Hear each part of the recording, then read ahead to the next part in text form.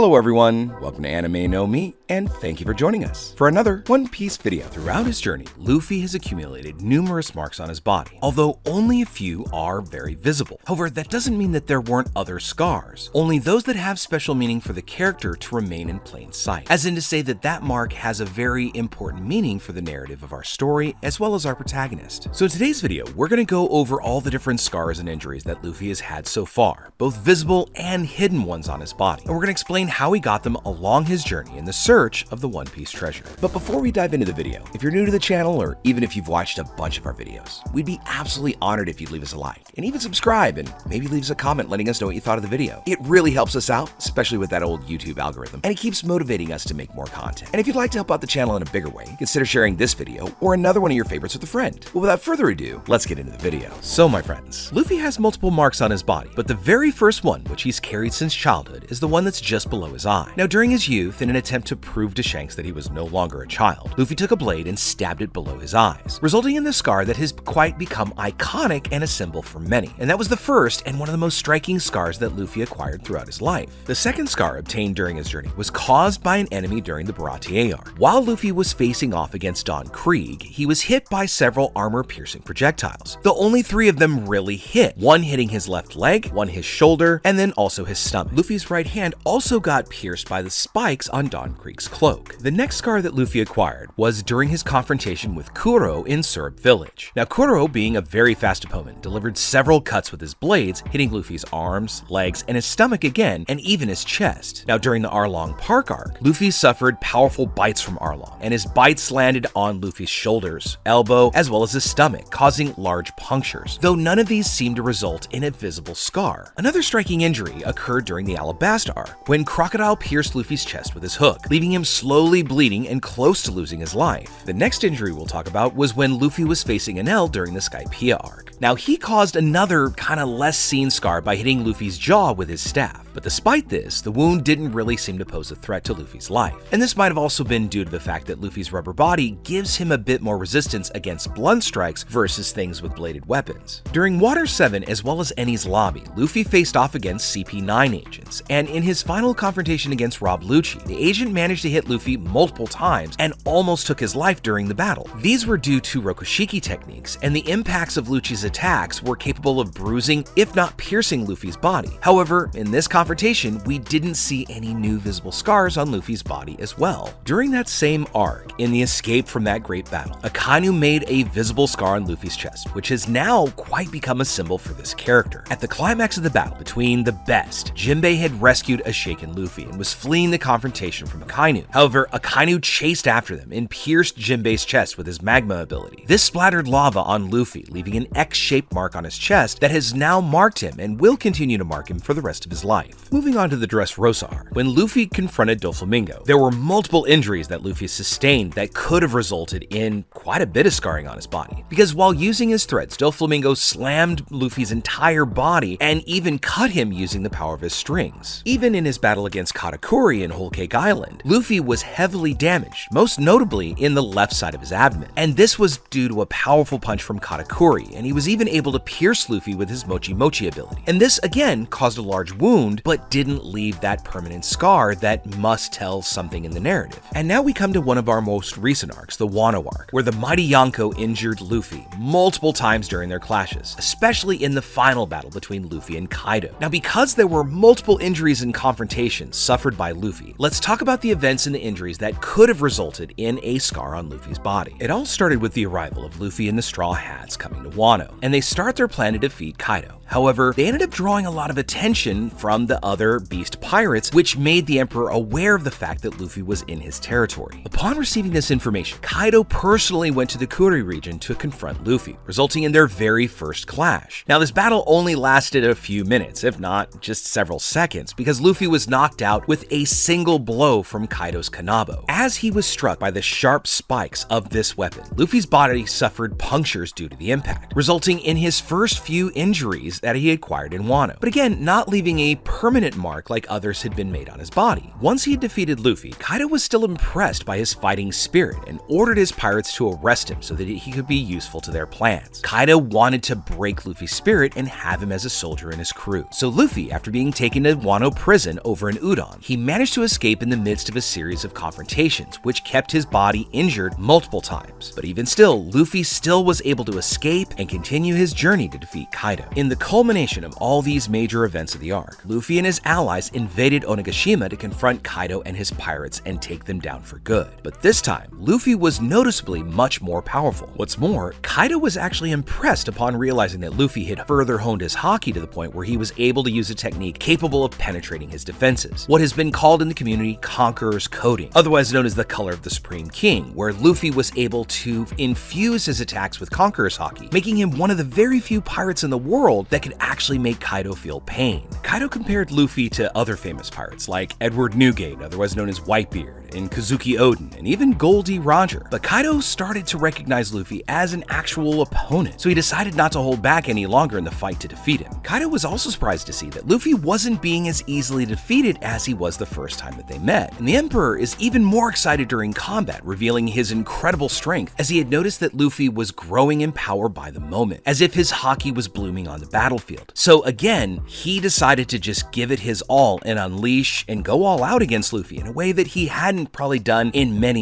years. But despite getting stronger, Luffy still wasn't able to defeat Kaido, at least not initially, and he received many attacks from and was seriously injured by Kaido's Kanabo. Luffy was hit with a devastating attack and even fell from Onigashima into the ocean. Thankfully, Luffy was saved and taken back to Onigashima to continue his confrontation with Kaido. And once he got back, Luffy showed Kaido that he had further strengthened his Conqueror's haki, and he was able to damage his opponent all the more, showing the strength and further increase of Kaido's excitement because he now really wanted to defeat Luffy. In this moment, Kaido actually saw Luffy as a real match for him. In addition to being able to defend against his strikes, Luffy was actually able to counterattack and damage Kaido's body. And Kaido even complimented him, saying that the battle was becoming fun. To celebrate fighting such a worthy opponent, Kaido started drinking and entered his Shuran-Hake form, which is kind of a drunken dragon form to face Luffy. And he admitted to recognizing Luffy's strength and considered him a worthy opponent. It almost started to look that despite his best efforts, Kaido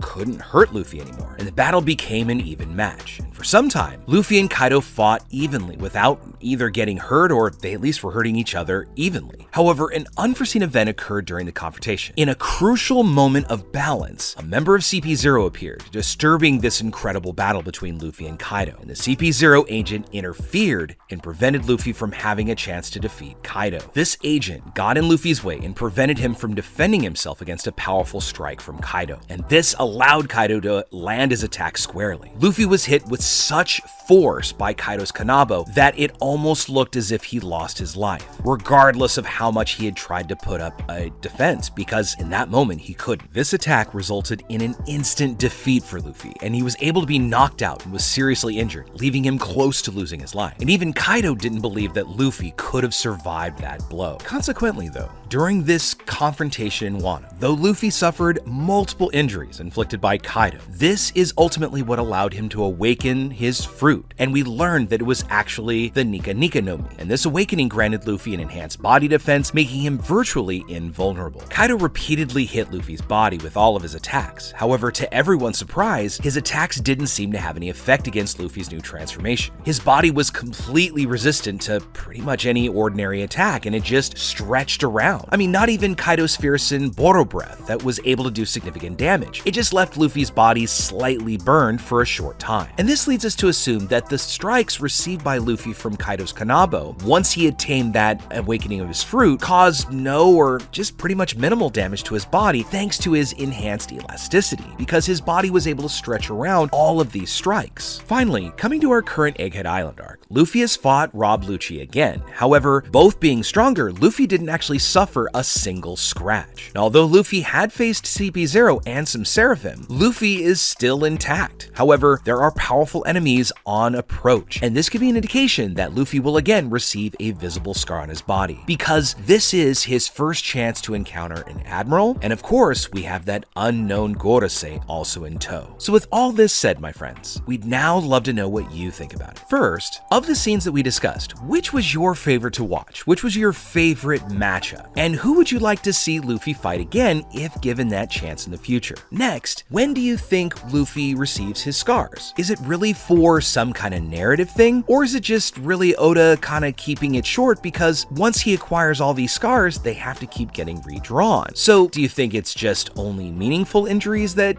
Luffy keeps a scar from? Or is it more or less a time-saving device from our wonderful author? Let us know what you think in the comments below. So as we wrap up our video today, we'd like to thank you all so much for watching, especially those of you who've made it here to the very end. Be sure to comment on any themes or ideas that you'd like to see in future videos. And also, since you made it this far, give us a like and hit that subscribe button before you head out to take on the rest of your day. I look forward to seeing you all in our next video. Let's keep sailing this giant sea together. Take care.